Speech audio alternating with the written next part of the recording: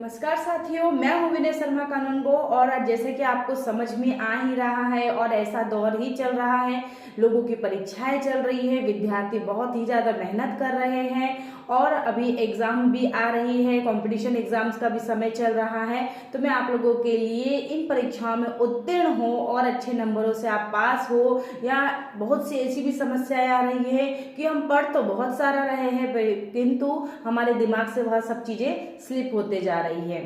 वैसे तो मैं आपको ऐसे छोटे छोटे उपाय और आपको ऐसी टिप्स भी बताना चाहूँगी जिससे आपके जीवन में आपको सफलता प्राप्त हो। पहले तो मैं कहूँगी कि यदि किसी को सरकारी नौकरी चाहिए तो उन्हें सूर्यदेव की शरण लेना बहुत ज़्यादा जरूरी है। इसके लिए सबसे पहले मैं आपको ये बताना चाहूँगी कि यदि आप कंपटीशन एग्ज़ाम में बैठे हैं और आप उनकी तैयारी कर रहे हैं तो उसके लिए आप कम से कम 1-2 महीने पहले से ही तैयारी में लगे हुए होंगे।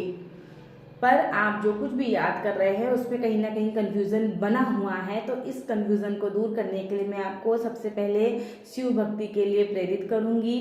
उसके लिए आपको करना क्या है, आपको शंकर जी के मंदिर जाना है, चंदन का लेप जो है उनके पूरे जो शिवलिंग होती है उसमें लगा देना है। 10 मिनट तक के आपको हाथ जोड़ करके एक मैं आपको मंत्र बताऊंगी, इस मंत्र का आपको जाप करना है। यह मेरे गुरुजी के द्वारा बताया हुआ मंत्र है जो कि सिद्ध है और मेरी लाइफ को भी सफल बनाने में इसका बहुत बड़ा योगदान रहा है। तो कहेंगे, श्री शिवाय नमस्तुभ्यं मम हृदय प्रवेशिनीम परीक्षायाम समुत्तीर्णम सर्व विषय नमः जथा। आप शिव जी के पास बैठ जाएंगे और इस मंत्र का मन ही मन जाप करते रहेंगे। 10 मिनट के बाद जब चंदन का लेप लगा हुआ रहेगा तब 10 मिनट के बाद उसमें से थोड़ा सा चंदन लेकर के आपको अपने माथे पर लगाना है। यह नियम आपको प्रत्येक रोज करना है। इस नियम से आप जो कुछ भी याद करेंगे वह आपके मस्तिष्क में हमेशा विराजमान रहेगा और आप कभी भी उस चीज को लेकर के कंफ्यूज नहीं होंगे। ये तो रहा आपका पहला उपाय। दूसरा है कि आपको यदि सरकारी नौकरी चाहिए तो आपको प्रातःकाल उठकर रोज सूर्य भगवान को जल चढ़ाना है और 21 बार सुबह और 21 बार शाम को सूर्य गायत्री मंत्र का जाप करना है। आप YouTube में भी सूर्य गायत्री मंत्र को सर्च करके उसका जाप जो है वो सुन सकते हैं और आप उसको रोज ही उसको आपको बोलते रहना है। मैं आपको बताना चाहूँगी कि जीवन में ये सिर्फ परीक्षाएं ही नहीं, हमारे जीवन भी हमें जब आगे बढ़ाना होता है तब हमें बुद्धि के देवता और बुद्धि की माता माता सरस्वती विद्या की देवी है और जो गणेश जी है वह बुद्धि के देवता है। यदि हमारे पास बुद्धि और विद्या दोनों रहेंगी तो ही हम धन लाभ जो है वो प्राप्त कर सकते हैं।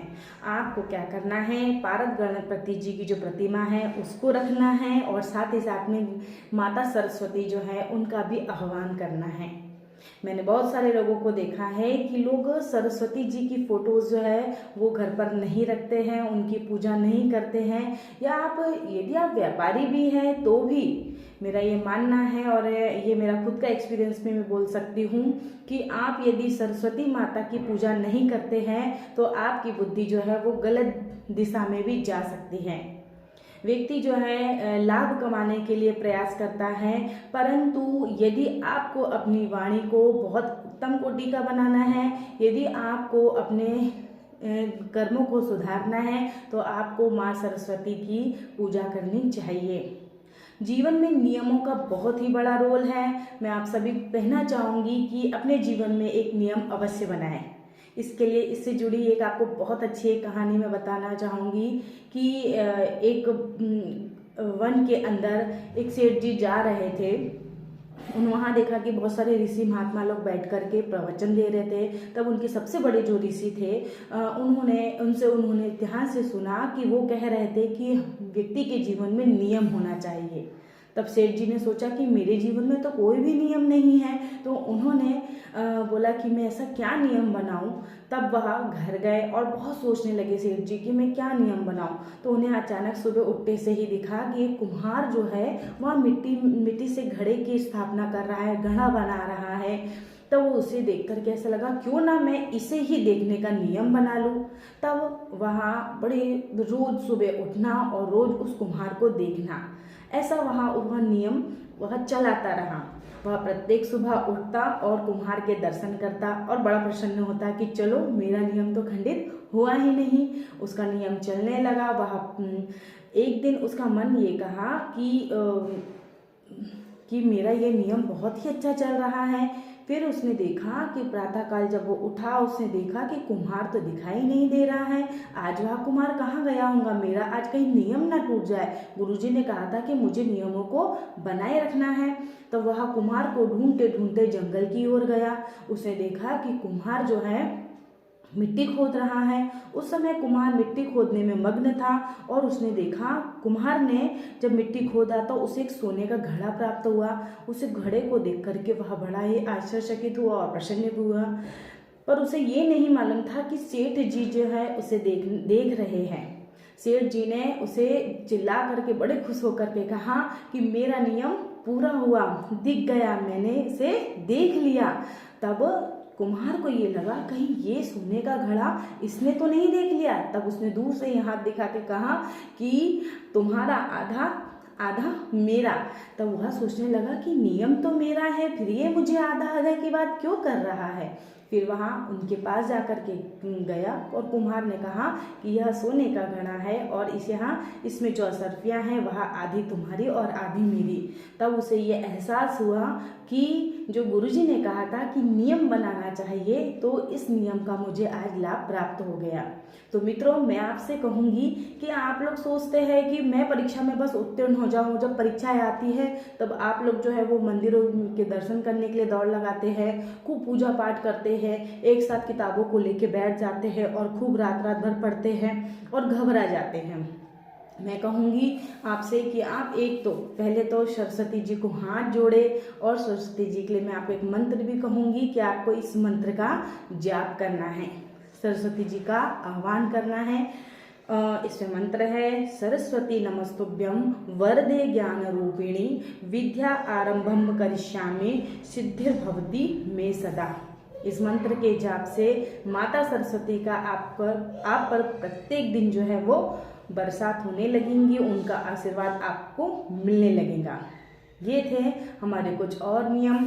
अब मैं आपसे कहूँगी कि यदि आप तुरंत ही एग्ज़ाम्स के लिए निकल रहे हैं तो आपको एक अच्छा सा उपाय करना है कि जिससे आपको तुरंत सक्सेस मिल जाए। आपको 2 काली मिर्ची लेकर के शिव मंदिर में जाना है। उसमें से एक काली मिर्ची शंकर जी के ऊपर रख देनी है और एक काली मिर्ची आपकी जो घर की चौखट होती है उस पर रख देना है। जब आप इस परीक्षा के लिए जाने लगेंगे तब आप घर के अंदर से आप बाहर निकलेंगे तो सीधा पैर आपका बाहर रहना चाहिए और उल्टे पैर से आपको उस काली मिर्ची को कुचल देना है और आपको कहना है कि आज मेरी जो परीक्षा है वह सफलता की ओर जाए, मुझे उस परीक्षा से मुझे सफलता मिले और मेरे सारे कार्य बने। आप सोचेंगे कि मुझे सरकारी नौकरी ऐसे ही मिल जाए, तो मैं कहूँगी आप लोगों को कि आपको सूर्य देवता का स्मरण अत्यधिक करना है। आप लोगों को फीका रविवार का उपवास करना है। फीके रविवार के उपवास में आप एक अनाज का उपयोग कर सकते हैं, इसमें आपको नमक नहीं खाना है। उसका उपवास ऐसा रहेगा कि सुबह उठते से ही आप पहले तो पूजा पाठ करें, सूर्य भगवान को जल चढ़ाएं, उसके बाद में आप दोपहर को फीकी रोटी दूध या दही के साथ अच्छे से खा सकते हैं। सूर्य अस्त होने के पहले आप पानी पी ले, फल खा ले, जैसा करना है आप वैसा करें, परंतु सूर्य अस्त के बाद आपको ना तो पानी पीना है ना कोई किसी अन्य चीज का सेवन करना है। इन उपायों को करने से आपको 5 या 7 रविवार में ही सफलता प्राप्त हो सकती है। जब बड़ी चीज प्राप्त करनी होती है तो हमें बड़े नियमों को भी पालन करना चाहिए। लोग परीक्षा में तुरंत में जो है वो तैयारी करने बैठते हैं और उनके जो है वो सफलता नहीं मिलती है, पर आपको शुरुआत से ही 1-2 महीने पहले से ही यह नियम बनाते रहना है और चलते रहना है। आप जब भी जो पेन लेकर के जा रहे हैं उसमें पतला सा एक हल्का सा पीला धागा जो है वो बांधे।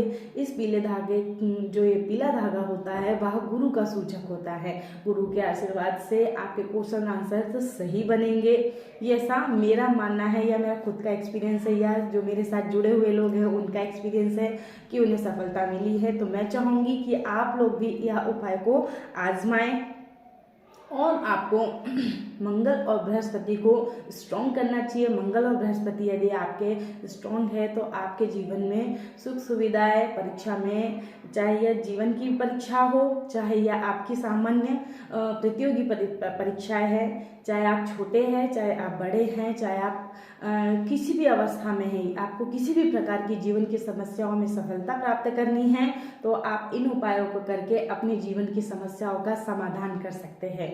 मुझे आपसे ये अनुरोध है, मैं आप लोगों का सबसे एक बार जरूर कहूँगी कि आप अपने जीवन में एक नियम बनाएं।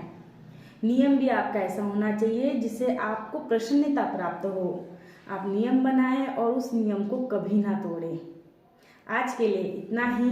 धन्यवाद। आपकी परीक्षा सफल हो और आप जल्दी से उन्नति प्राप्त करें, यह मेरी दिल से कामनाएं हैं।